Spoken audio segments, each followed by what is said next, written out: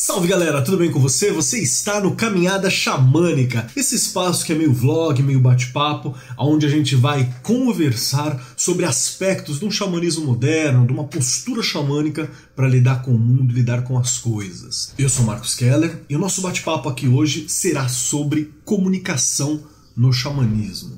A gente já falou em vários momentos a respeito de comunicação, da importância da comunicação e como uma reflexão comunicativa é importante dentro de uma perspectiva xamânica. E vamos falar isso muitas outras vezes. É importante lembrar que tudo que é místico, mágico ou relacional dentro de uma perspectiva xamânica está com base na comunicação. O xamã é aquele que é a ponte entre esse e outros mundos. É aquele que é a ponte entre as pessoas também. Então ele é muito aquele que vai resolver um assunto na conversa, é aquele que vai conversar com a doença, é aquele que vai conversar com os espíritos, é aquele que vai conversar com as pessoas que estão tendo problema. Então a conversa é algo extremamente importante dentro da perspectiva xamânica. E aí a gente chega a um ponto. A gente sabe conversar. Parece bobo dizer isso, mas normalmente as nossas conversas, elas tendem a ser numa perspectiva de poder, elas tendem a ser numa perspectiva de controle, elas tendem a ser numa perspectiva que constrói menos do que poderia construir. E se a gente fala sobre uma reflexão de comunidade, se a gente fala sobre uma reflexão de diálogo xamânico mesmo, esse é meu chá.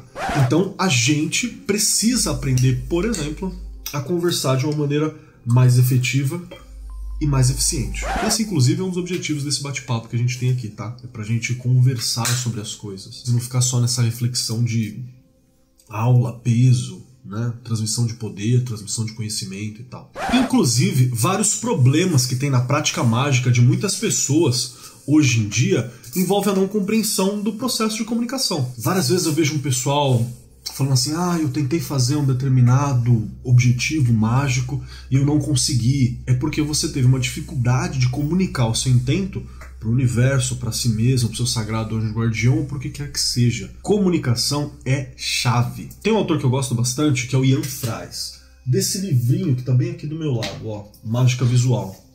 Sai pela penumbra, é bem bacana. O Ian Fries, ele fala sobre um xamanismo freestyle também. Ele fala sobre uma construção xamânica que se aproxima e se encontra com aquilo que eu proponho aqui em alguns pontos. Em outros é bem diferente. Mas uma das questões que ele levanta muito é que o xamã, o magista, a pessoa que quer se envolver com essas questões, ela precisa evitar cãibras. E por evitar cãibras, ele está falando sobre a gente não tentar forçar a barra em áreas que a gente vai ter dificuldade, ou em áreas que a gente não domina bem, ou principalmente nas áreas que a gente domina. Porque muitas vezes a gente conversa com nós mesmos e com as nossas práticas de uma aura de poder. Então tem que acontecer tal coisa, tem que ser desse jeito, eu sou o suprassumo do rolê e sou eu que coordeno. Existem alguns sistemas, como por exemplo o enoquiano, um sistema mágico que envolve uma porção de seres que se chamam de anjos e que se convencionou chamar assim, que essa postura é importante. Mas tem vários outros sistemas em que essa postura não é necessária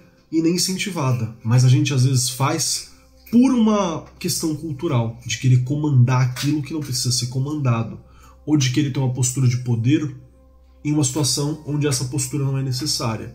E isso dá cãibra. Essa é a cãibra, essa travada. Eu conheço muita gente, inclusive, que quer ter essa postura de poder sobre si próprio. Então, eu vou me obrigar a fazer tal coisa, eu vou me obrigar a fazer tal efeito, vai funcionar porque sim. Essa postura mostra uma falta de compaixão consigo. Quando um outro magista chamado Austin Osman Spare fala de auto-amor, ele não está falando só de autofelação, ele não está falando só de energizar sigilos daquela maneira que os grupos de magia do caos estão sempre falando por aí. Não é disso que ele está dizendo.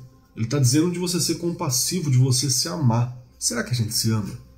Essa é outra questão. Dentro de um xamanismo é importante que você ame a si próprio, ame seu grupo, ame aqueles que estão próximos. E o amor ele precisa ser nos seus termos, mas também ter um diálogo com os termos dos outros. Tá bom, falamos de amor, falamos de comunicação, falamos de várias coisas, mas como que isso se aplica de uma questão prática? É bem simples. Se você não tem comunicação e não tem uma compaixão, um amor por si e por aquilo que está te rodeando, como que você vai conseguir estabelecer uma comunicação efetiva? Acho que um dos livros de magia que eu posso mais aconselhar para a galera que quer lidar com essas coisas hoje é um livro chamado Comunicação Não Violenta, do Michael Rosenberg. Se eu não me engano é esse o nome. Tem vídeo no YouTube aqui, de palestra dele, vai atrás. Que é pra gente entender como é que funciona essa comunicação.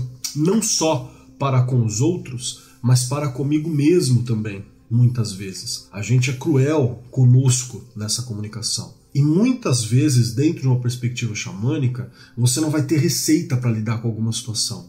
É mais fácil com que você pergunte e entre em contato consigo mesmo. Já perguntou para si mesmo? Já conversou consigo mesmo? Já fez alguma prática para você lidar com o seu eu? Essa é uma das chaves. O principal companheiro do xamã acaba sendo ele mesmo. E tem um detalhe. Toda a estrutura mágica espiritual europeia, ela fala sobre você entrar em contato com o seu eu maior, com o seu sagrado anjo guardião. Todo rolê cristão é para você ser imitador de Cristo e entrar em contato com essa essência divina que está dentro de você, que é o Espírito Santo, entre outras questões. Então, esse acesso a um eu especial, ela é uma das discussões primordiais do rolê místico moderno. Aqui fica uma dica para você. E essa dica não é minha, é do Ian Fries, no Mágica Visual. Que é o seguinte, pegue aí um caderninho e você escreve ali uma carta para si mesmo, escrevendo mesmo. Coloca ali, oi meu subconsciente, uma das coisas que eu gosto nesse rolê de xamanismo é isso, me ajuda a entender como que eu faço, me dê uma linguagem para conversar comigo mesmo e com você. Pensa nesse sentido, converse com a sua mente profunda, porque em última análise é de lá que vem grande parte dos poderes, das certezas, das inseguranças. É uma área que o xamã precisa ter contato, como a gente já falou em vídeos anteriores. E aprendendo a se comunicar consigo, e aprendendo técnicas de comunicação com o outro, a gente aprende a se relacionar com todos os seres, inclusive aqueles que não necessariamente são físicos. Inclusive aqueles que não necessariamente têm uma inteligência no formato que a gente está acostumado a falar sobre. Pausa pro chá. E normalmente, quando a gente fala sobre relação com outros seres, com entidades, espíritos, elementais, você tem duas posturas que normalmente eu observo. Uma é a postura de comando. Então, seu pequeno elemental, eu sou o senhor, como a gente já falou anteriormente. Você me serve, blá blá blá, nesse sentido. A outra é postura de humilhação.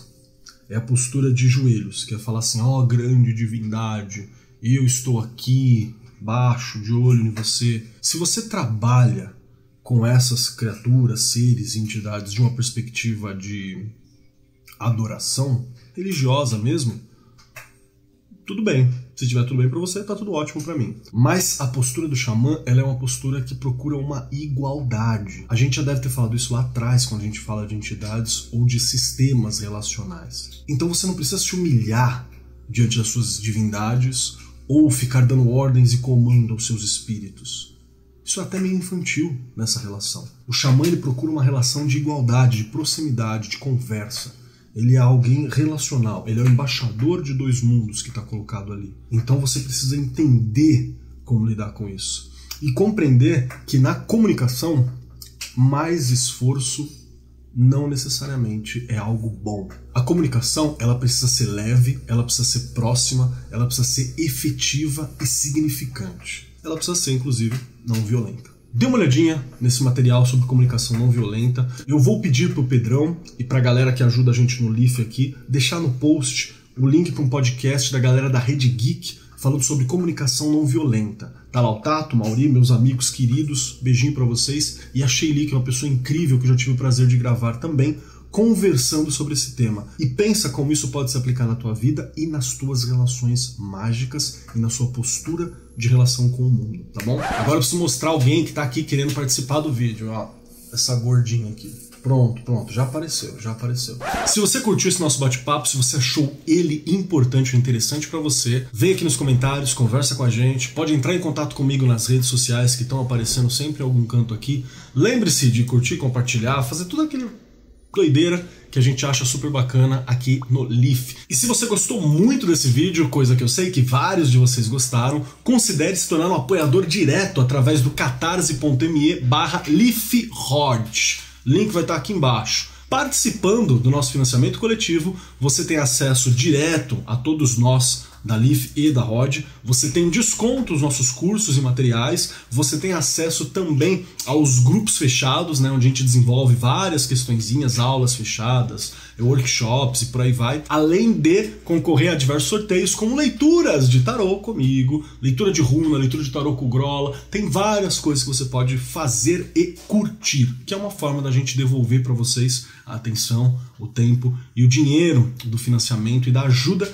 que vocês nos dão. Então considere isso. Inclusive, hoje, eu estou gravando aqui no domingo, a gente tem curso de tarô.